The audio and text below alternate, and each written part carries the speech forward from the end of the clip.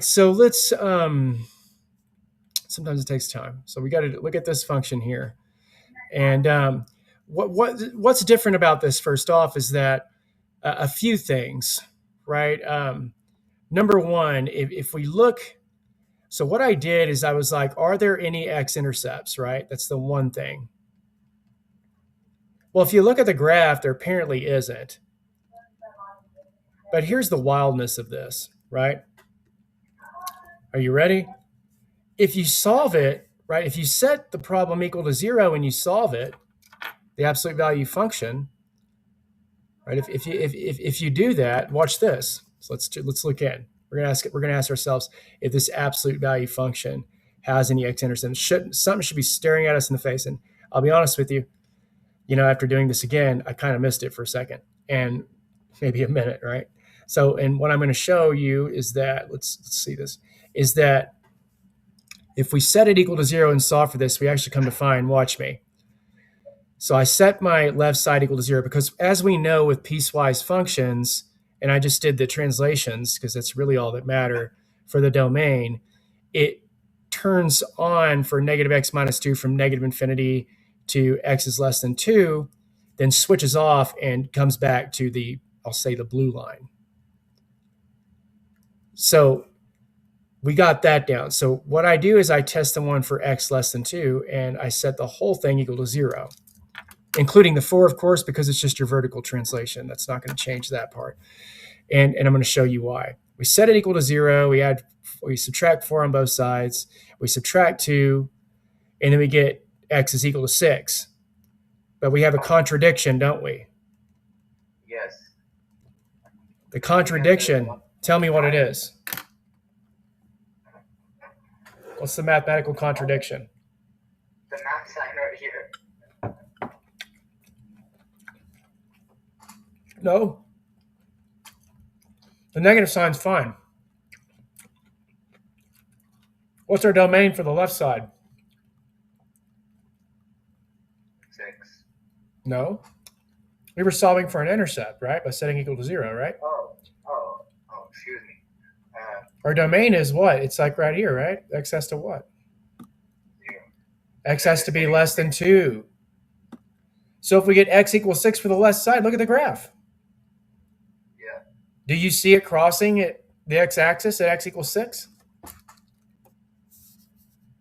Is it crossing there? X equals, or I should say, hey, wait, that was positive 6. That's even way over here. Yeah. In fact, it would have a negative 6. Was I saying that wrong? I'm in a positive 6. Sorry.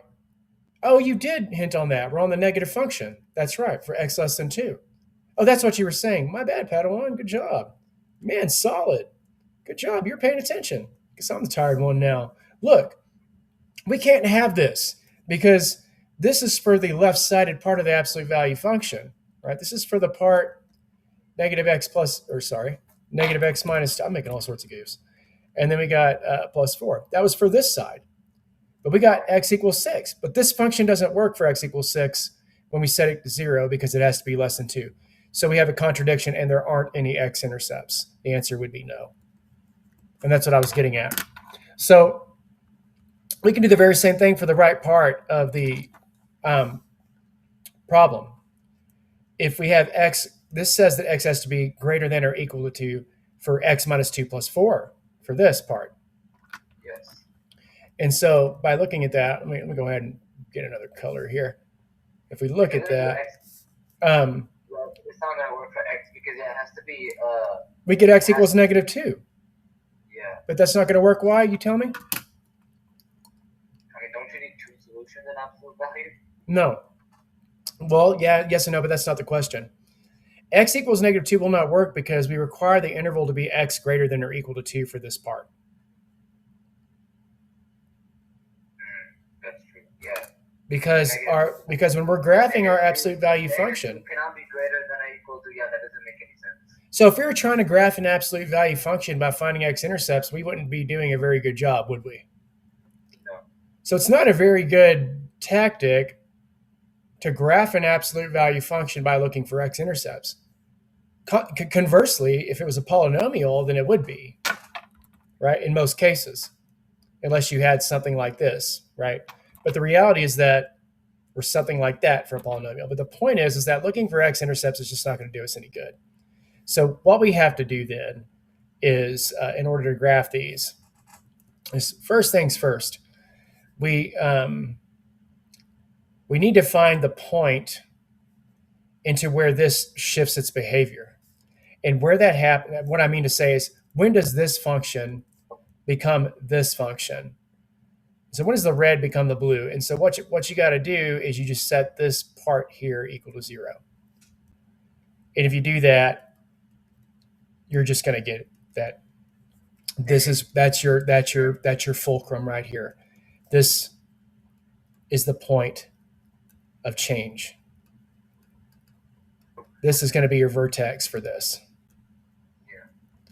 So that's one of the things I wanted to address, is that if it was just a function x minus 2 by itself, when we're looking at absolute value function, then we know that the parent function is originally root x. But if what we know before is that we would know how to graph the x minus 2 portion, right?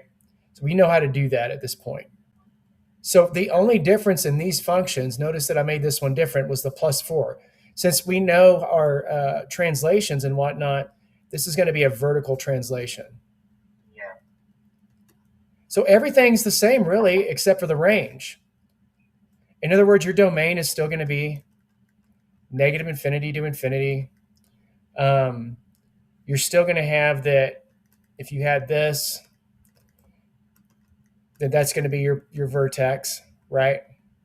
And so the absolute value is vertex formula, basically. Yeah, that's a very interesting thing that's why I start with polynomials, because remember when I told you and why I start with polynomials, and I'm definitely smearing the pride and ego of those mathematician teachers out there that like to start with, or I should say that, but your people that generate the curriculum, I'm going to burn all their books. I don't mean that actually sincerely, but I'm definitely going to get rid of them or put them in the recycle bin, because we should start with polynomials. And why do we start with polynomials? Because if we start with polynomials, we can see that everything else, including vertex form and all this stuff, because it's quadratic polynomial, we can see that all the other functions are a part of those polynomials. Polynomials, after all, are their approximations. So you can approximate almost any function. If none, you could literally approximate any function's behavior with a specific polynomial. And that's why I started with polynomials, because you just proved to the audience that, hey, this guy's right. This is kind of like a quadratic function, isn't it? Good job. So that's what we're getting at with that. So let's go. This is going to be absolute value with a vertical translation.